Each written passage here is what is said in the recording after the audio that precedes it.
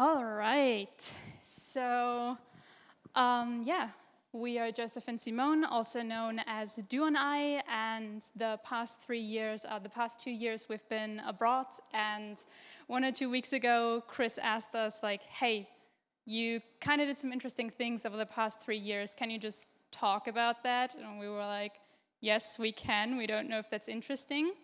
However, we try to just tell a bunch of little stories of what has happened to us over the past 3 years and just like what we learned from that. And maybe some of you can apply some of the things that we did to your own situation. So this is going to be a chill introduction. And yeah, let's get started. No, wait. Okay. This talk was actually prepared super well, but now we saw that our old professor is here. So if we start to repeat ourselves, then it's his fault. Yeah, we weren't nervous until like 10 minutes ago, so thanks Dominic and thanks Henning. Flashbacks from university. All right, let's start with a typical who we are slide. So this is Joseph. Joseph started out as a game master at Blizzard in Ireland. Then he studied game design at the NDH. By the way, who many of you are? Oh, that's good, that's good. Dominic. Yeah. Then straight out of university, I think you weren't even at the degree party thingy, like you got recruited by a Slovakian company called Perihelion Entertainment as a project manager. Meanwhile, I started out as a graphic designer, then also studied game design at the MDH, where we met. And then I went into 2D freelance art. I did everything from illustration to concept art to 2D sprites, like just everything I could get my hands on, basically. All right.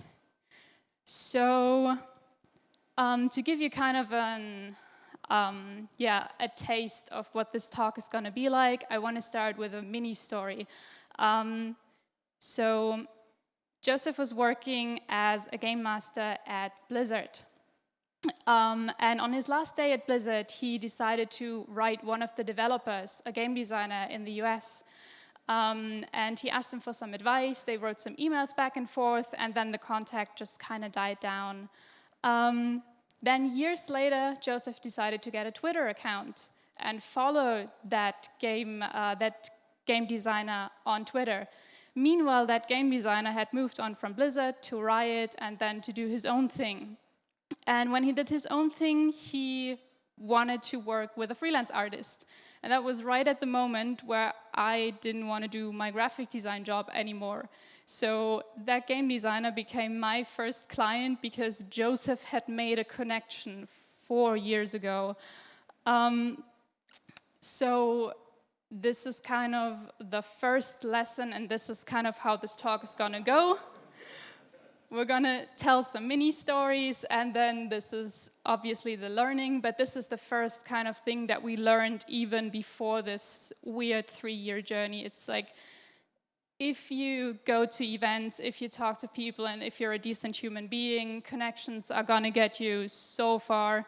And yeah, like crazy coincidences, like me meeting that game designer and getting my first freelance job, and then the freelance thing kicking everything off, like, that happens a lot, and yeah, just be nice, talk to people, it's good that you're here. All right, so this is where this whole story starts. Actually, Chris got us on this whole crazy adventure because Joseph had just came back from Slovakia. The project he was working on as a project manager was going kind of sideways. He had, yeah, it wasn't his fault. Whoops. It wasn't his fault, it was the company's fault. We don't talk about that. Anyway, he was back in Munich, and I just had started my freelance thing and it was going okay. But yeah, it was a day at a maze festival in Berlin. It was a rainy day, it was a foggy day, it was shit weather. And we were kind of in the situation that Joseph had to find a new job, a full-time job as a project manager. And because I was freelancing, I was kind of had to move with him wherever he would get a job. But actually, we didn't want to do that. Like, our dream was to make our own games. However, we're a project manager and an artist. We can't program, and we can't afford to live in Munich with only my freelance stuff. So yeah, it's a shitty day at a maze. It's foggy, it's cold, it's nasty. Suddenly, Chris comes along, bright little sunshine, and is like, hey, let me introduce you to this guy called Patrick. We tell Patrick that our situation is kind of shitty, and Patrick tells us two things. First, have you heard of this house in Sweden? It's a house for game developers, and you can live there for super cheap. We go, that solves one of our problems. Then he says, have you heard of visual scripting? It's not for programmers, it's for project managers and artists. We go, second problem solved. So he introduces us to an engine called Clickteam Fusion. And this is kind of the second lesson. Be open and accept help, because we were kind of in a shitty situation and we met this random person and we told them it's going shit at the moment. And like, he knew things that we could have never found out on our own, and he just told us these things, and this just changed our lives. So we moved to Sweden. So we had figured out a plan. Train Josef to learn visual scripting, then we can make smaller games, then we're gonna move to Sweden, we're gonna live for cheap, and we're gonna escape this hamster wheel of like working 50, 60 hours freelance work. We founded a GbR, so we can release things together. Everything was gonna be great. Third slide, and I promise then it's gonna be more storytelling and less story learning slide. So leave your comfort zone, and this is probably the most important lesson that we learned. Be it skill-wise, be it just getting outside of your country, just leave your comfort zone. For us, every time we left our comfort zone, we failed miserably and learned, or we had a huge breakthrough and it was amazing. All right, so we moved to this random house in the middle of nowhere in Sweden, and this is kind of the commercial break. What is this house in Sweden? It's called Spelkollektivet, and it's a co-working, co-living space for game developers. So it's in the middle of the Swedish countryside, 2 to 3 hours away from Malmö. It's literally just a house and then forest around it, so there's no distractions. The rent for us, because we were some of the first people that moved in, was super cheap. We paid 350 euros per person. However, in those 350 euros was included our own room, working space and the co-working space, 3 meals a day. We had a freaking cook who cooked 2 more meals a day, and the fridge was filled with breakfast stuff. So for us, this was kind of the deal breaker, because in Munich you pay 350 euros for food in a month if you go out a lot. But anyway, for us it was like, oh yeah, let's do that. It's crazy. On top of that, the house also provides all the amenities that you could need, like toilet paper, shampoo. There's somebody who cleans everything except your room, of course, but also like a workout room, a TV room. And the best part, you have other devs that live with you in this house. And depending on who is there at the moment, of course it changes, but for us we were like, why wouldn't we go there? Like, come on. And to give you a little, like, just to show you what it was there, like, this is 1 minute walk away from the house, and you're just in the middle of, like, Lord of the Rings setting, whatever. Depending on which people are there at the moment, we had, when we moved in, there was 2 crazy Canadians who were like, yeah, we want to celebrate Thanksgiving. So they just made this huge Thanksgiving meal for everyone. So depending on who is at the house at the moment, like crazy things like this happened. Also, Sweden is gorgeous in the summer and autumn. We took a lot of walks, which is a habit that we built up there and we're still doing today. As well as we had this little pool area and a sauna that you can see back there. This is me shoveling a little trench. When we cleaned out the pool, like we got rid of all the dirty water and filled it with nice water, so we could have pool plus sauna parties, which was amazing. Yeah, so we lived at a freaking amazing place all of a sudden, and let's go back to the timeline. We moved into this crazy place. We just got all of our IKEA furniture. we moved into the office, but we were still in that hamster wheel mindset of like, we need to hustle, we need to grind if we want to make our own studio. And then suddenly, one morning we wake up, this was the view from our window, and this was the path that we always walked on. Yeah, we just took a lot of walks. And one morning it just snowed and everything went quiet, and also we became quiet and finally realized we can just relax. Like, we only need to make 350 euros per person per month, which we can do in like 1 or 2 days. So why do we stress ourselves so much? So like after moving in, it took us 1 or 2 months to just calm down, and then when the snow came, we were just absolutely calm. And in this calmness, you get some good ideas. And our idea was, why don't we apply for this FFF thing that they have in Bavaria? Because maybe that can give us some time to actually start working on our own games. So the lesson here is, take it easy, take care of yourself, and that is actually going to get you further, because you're just going to be relaxed, have good ideas, and also be more effective at what you do, instead of just like hustling and stressing and grinding at whatever you want to do. So yeah, if you can like just try to find some way to calm down. So yeah, for us, we said, let's apply for this FFF funding. So in April 2018, we actually got 9,000 euros. We only applied for 9,000. Like, most of the projects go for the full 20,000. But we were like, we don't need more, so let's just try this little thing. But the cool thing is, we got to meet Lena. Also, we didn't write her emails. We called her.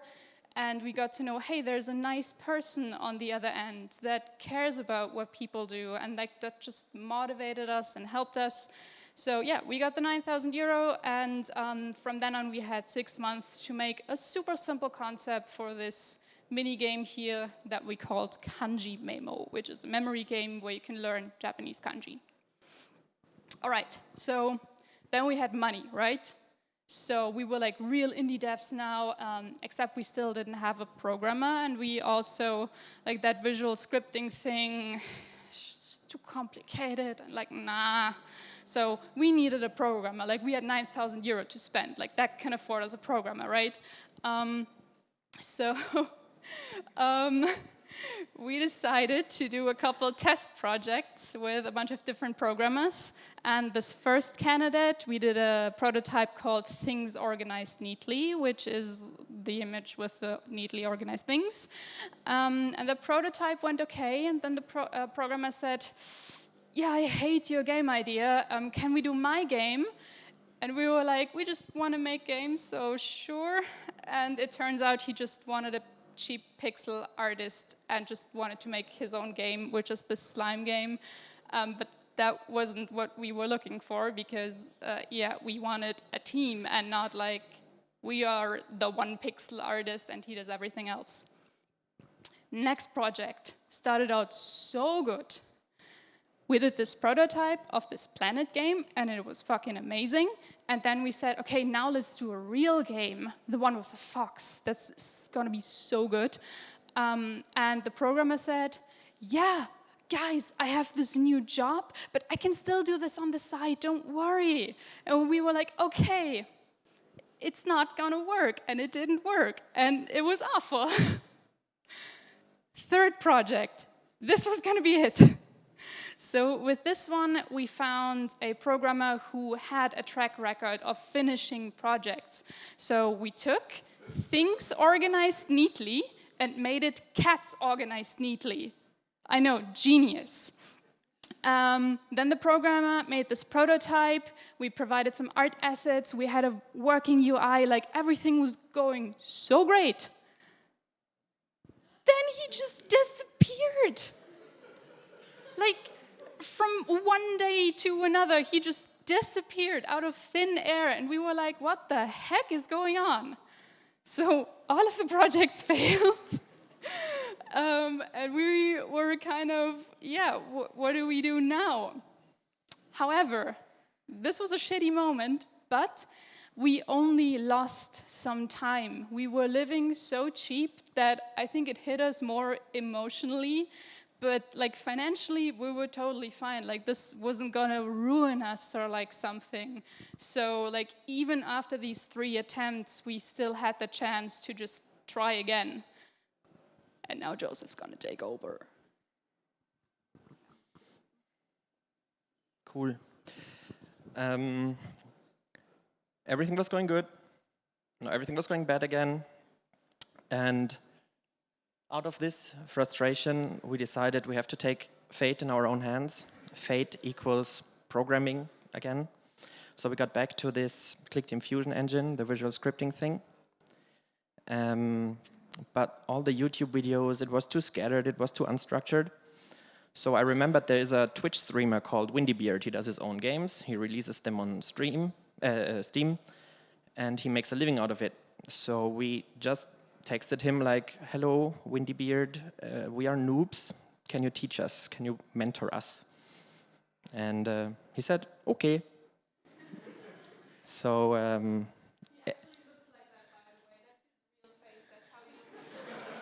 yeah. So he looks creepy, but he's actually nice.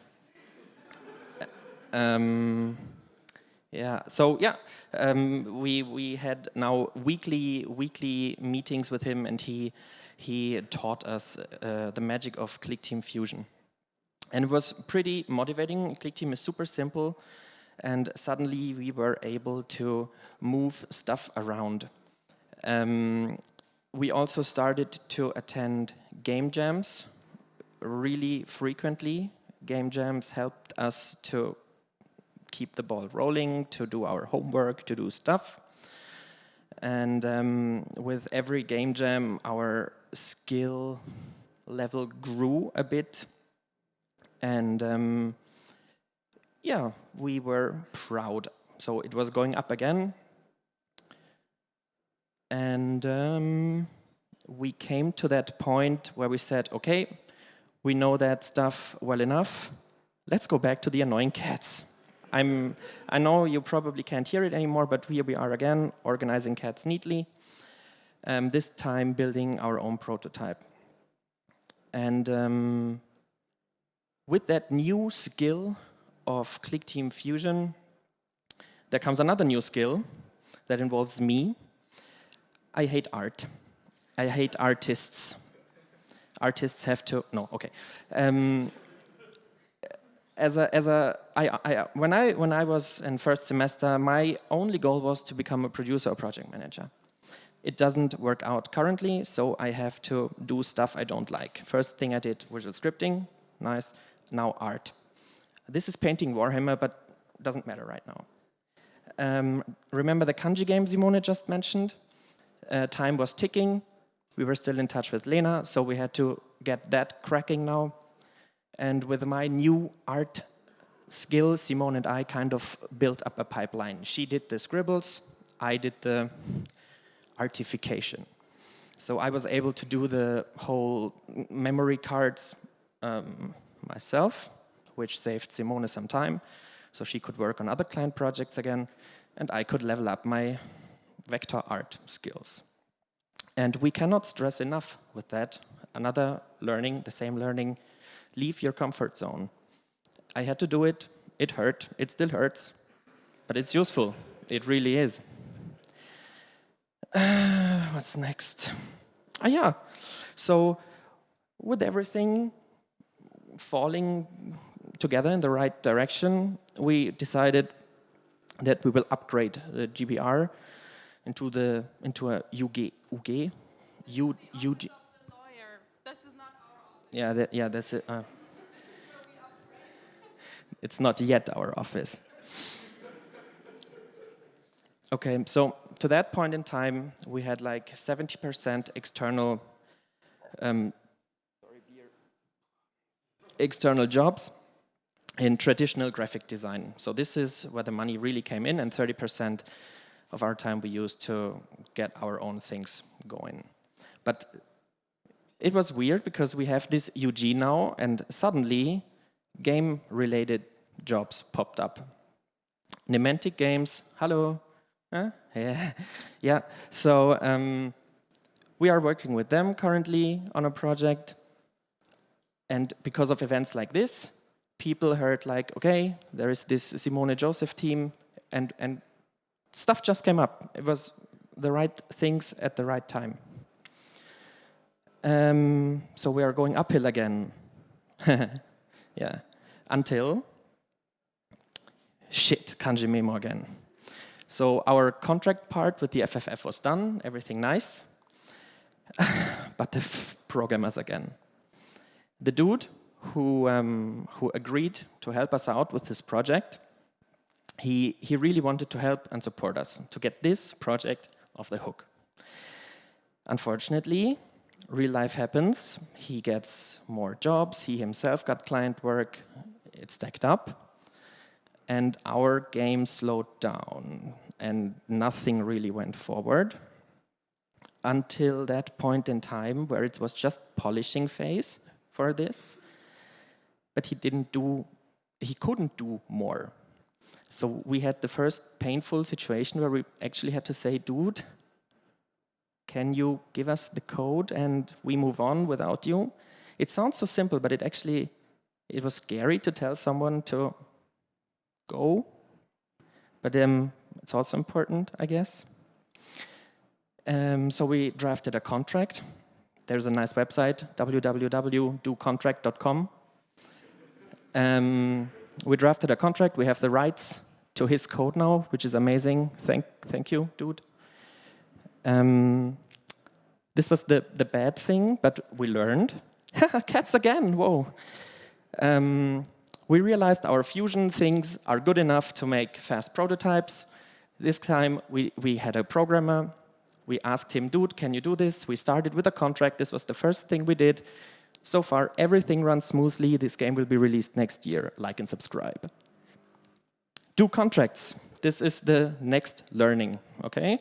Do contracts, do contracts, do contracts. If someone asks you, are you an artist? You? Yes. Can you do this or that for me? Maybe, I don't know. Think about a contract.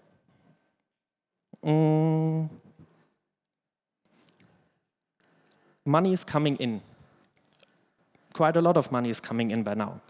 Life is good, and we decided to go back to Munich. We are now able to have our own flat and sustain a life in Munich.